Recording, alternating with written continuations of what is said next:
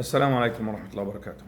In this episode, I will talk about slavery in Islam and how does Islam look at slavery and how come slavery is not prohibited in Islam, and explain things. First, to look at what came in the Quran. Allah says, "A'udhu billahi minash shaitanir rajim." In Surah An-Nisa 92, if it happened and the Muslim believer killed another Muslim believer by mistake, he is to set a Muslim believer slave free. That means if there is a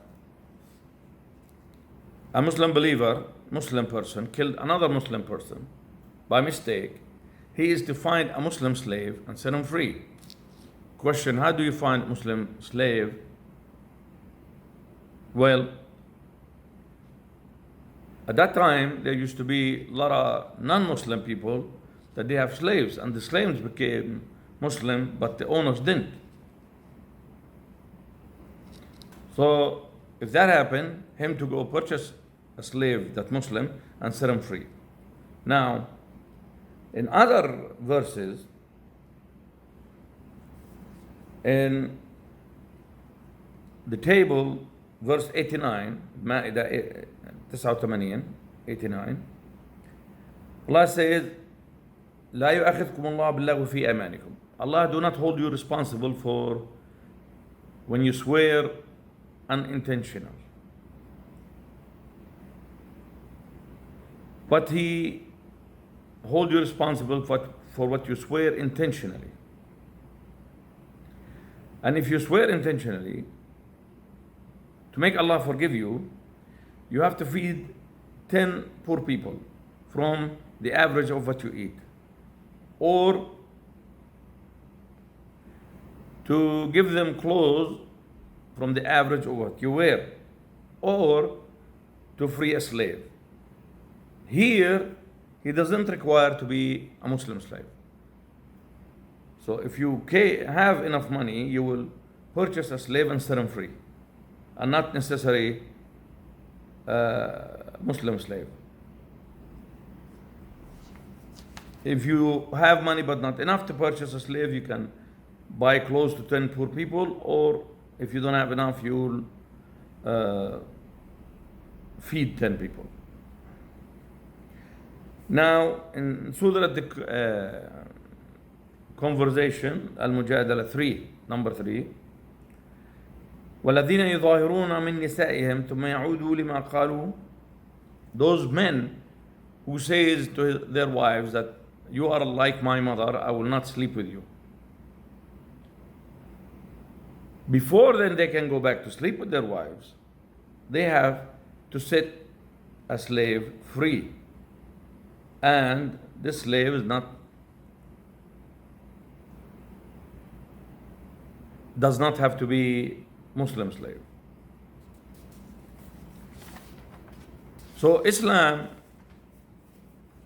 did not prohibit purchasing a slave, but yet prohibit making a slave, which is, if you go to a war and you take prisoners, you can't make them slaves.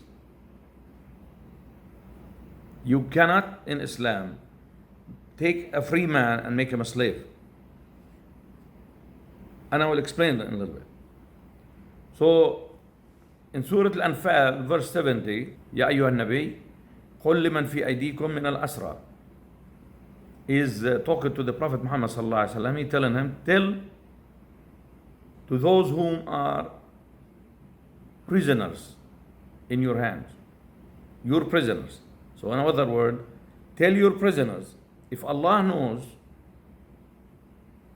goodness in your heart, He will give you back some of what's taken away from you, and He will forgive you. Which is mean, if you become Muslim, Allah will forgive you, and you'll be set free. If you refuse to become Muslim and you stay non-Muslim, and there is something good that you possess, like you know a skill, or you know how to write and read, and you have any skill that you can teach others. So it was at that time, you teach 10 Muslims your skill and then you can be set free. This is how much Islam does not want freedom to be taken away from anyone. If you take a prisoner, he become Muslim, you set him free. He don't become Muslim, and he don't want to become Muslim, he teaches 10 people and he can go free. So Islam promotes freedom, and in Islam you always have to have a way to be free or to become free, whether you're a prisoner or you're a slave. Why Islam did not prohibit purchasing of a slave? Because if Islam says it's prohibited for you to buy a slave, then you can't buy a slave to set him free. Even if your intention to set him free for a few seconds, let's say this, just for a few seconds, you purchase him and you set him free, he was your slave. So the law, if the law of Islam says you can't purchase a slave, then you can't set him free. Because not all slaves are Muslims. There used to be Muslim slaves and Muslim owners, but they were told to set them free. Now, if you're gonna go find a slave to set them free, you have to go to a non-Muslim community. So those people, they're not gonna give you the slave to set them free, so you have to purchase him.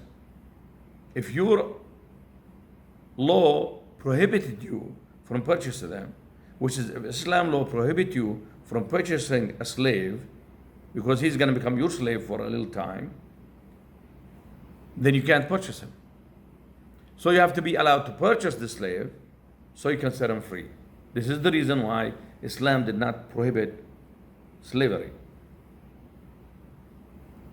Islam prohibit taking freedom away from people.